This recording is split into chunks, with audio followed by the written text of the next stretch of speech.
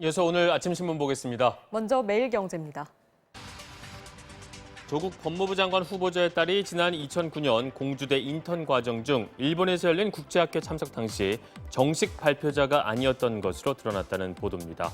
신문의 보도로는 발표 내용 요약 자료에는 당시 공주대 대학원생이었던 최모 씨가 발표 저자로 기록이 돼 있고 조 씨의 이름은 세 번째에 기재돼 있습니다. 조 후보자 청문회 준비단이 후보자의 딸이 일본에서 개최된 국제학회에 참가했고 영어로 직접 발표하는 등 적극 활동했다고 한 해명이 미흡했을 가능성이 제기된 셈이라고 신문은 설명하는데요. 또 조 씨가 참가한 여고생 물리캠프에도 의문점이 제기가 되는데 조 씨가 참여한 해에만 장려상을 수여해서 모든 본선 진출자들이 수상한 것으로 확인이 됐다고 합니다. 그런가 하면 부산대 의학전문대학원이 조국 법무부 장관 후보자 딸 조모 씨가 장학금을 받기 직전 장학생 선발 지침을 고친 사실이 확인됐다는 보도도 나왔습니다. 당초 장학생 선발 대상 제외 지침에 따르면 직전 학기 성적 평점 평균이 2.5 미만인 자는 장학금을 받을 수 없습니다. 하지만 개정안엔 단 외부 장학금은 예외로 할 수 있음이라는 단서 조항이 추가됐다는데요.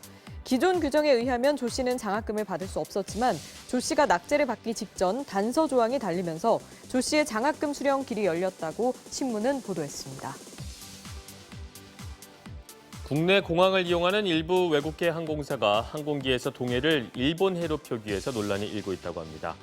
국토교통부가 지난 2016년 12월 국내 86개 외국계 항공사를 조사한 결과 외항사의 12%가 동해를 일본해로 표기하거나 동해와 일본해를 함께 적고 있었다고 합니다.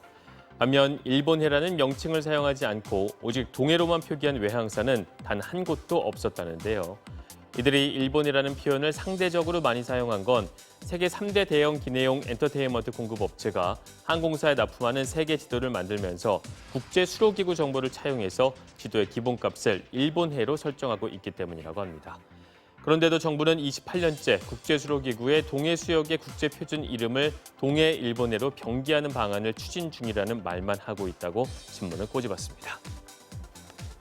소득 하위 20% 가구의 올해 2분기 월 평균 근로소득은 43만 8,700원으로 지난해 같은 기간 대비 15.3%, 재작년과 비교했을 땐 29% 감소했다고 합니다.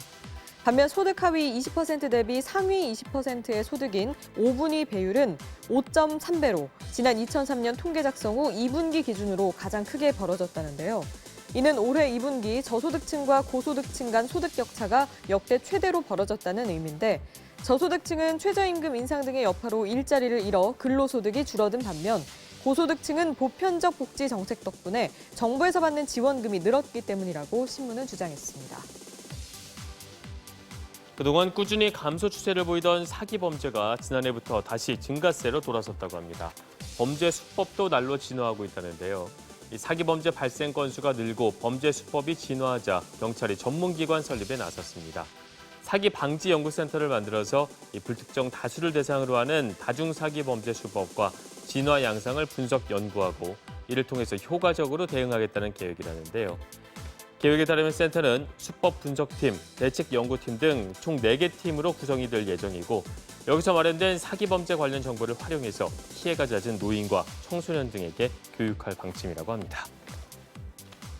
지구 전체 산소 생산의 약 20%를 담당하고 있는 지구의 허파 아마존 열대우림에 3주째 화재가 이어지고 있는데요. CNN 등 외신 보도에 따르면 올해 기상 관측 이래로 가장 많은 횟수의 산불이 발생했다고 합니다. 사고 지점에서 약 2,700km 떨어진 브라질 상파울루 시내에서도 화재 연기를 목격할 수 있을 정도로 사태가 심각하다는데요. 브라질 국민들은 SNS에 아마존을 위해 기도를 이라는 해시태그를 달아 사태의 심각성을 알리고 있다고 합니다. 미세먼지 시즌제가 내년 1월부터 3개월간 처음으로 도입될 것으로 전망된다는 내용입니다.